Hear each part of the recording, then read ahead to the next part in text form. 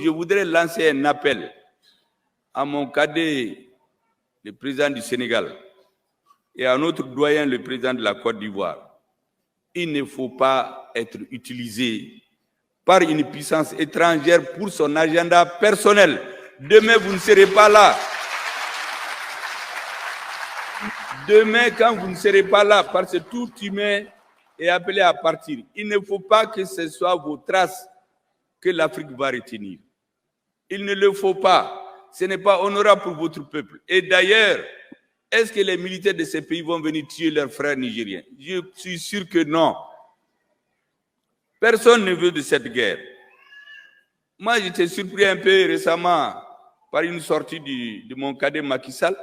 Vous savez, en 2018-2019, moi, je suis beaucoup. Macky Sall a une conférence sur la paix au Sénégal, s'est interrogé.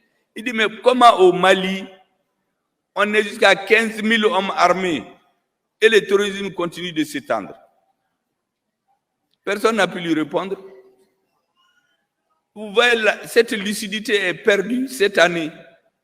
Quand le Mali a demandé à la MINUSMA de partir, c'est le même que j'ai entendu dire, mais comment les Maliens vont s'en sortir si la MINUSMA n'est plus chez eux?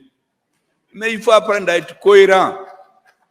Vous savez, quand on dirige les pays, on travaille pour l'histoire. Il faut penser à ce qu'on laisse. Il faut penser à son héritage politique. Le doyen Houphouët-Boigny, les gens disent ce qu'ils veulent de lui. Chacun a son opinion. Moi, je ne rentre pas dans les débats idéologiques, mais je constate seulement que son grand parti, le RDA, ils l'ont fondé au Mali. Mais plus, vous savez, à la veille de ce qu'on appelle la démocratisation, Houphouët-Boigny a dit aux Européens, il les a mis en garde, qu'ils sont en train d'exploiter l'Afrique, mais qu'un jour viendra, dans 40 ans, dans 50 ans, on est aujourd'hui peut-être à 50 ans, que les Africains n'accepteront plus ce que les Européens sont en train de faire. C'est Houphouët qui a dit ça devant des Européens. Et Houphouët leur a dit qu'un jour viendra où on discutera non de l'acier, non du prix des minerais de fer avec les Africains, mais du prix de l'acier. C'est très important. Dans tous nos pays, quand vous fouillez dans l'histoire, vous trouvez que les Africains se sont révoltés contre l'injustice. Maintenant, nous avons des nouveaux dirigeants. La jeunesse ne veut plus ce qui s'est passé par le passé. Elle n'en veut plus. Il faut changer de paradigme. Il faut que le prix du cacao soit fixé à Abidjan, au Ghana désormais, et non à Londres ou à Paris. Il faut que le prix de l'or soit fixé au Mali, en Afrique du Sud, et non à Londres ou à Paris. Il faut que le prix du cobalt et des matières rares se fixe au Congo, et non à Paris ou à Londres ou à Bruxelles. C'est pour ça que nous battons. Je dis donc aux Nigériens pour terminer, tenez bon, vous n'êtes pas seuls. Toute l'Afrique regarde aujourd'hui le Mali, le Niger, le Burkina Faso et d'autres pays.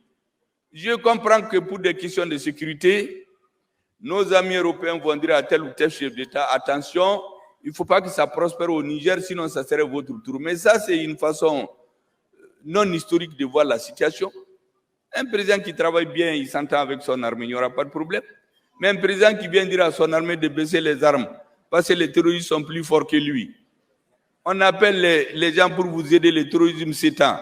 Mais l'armée est obligée de prendre ses responsabilités. Et je finis par vous dire que l'armée ne peut pas à elle seule prendre une situation en main. Il lui faut être avec son peuple.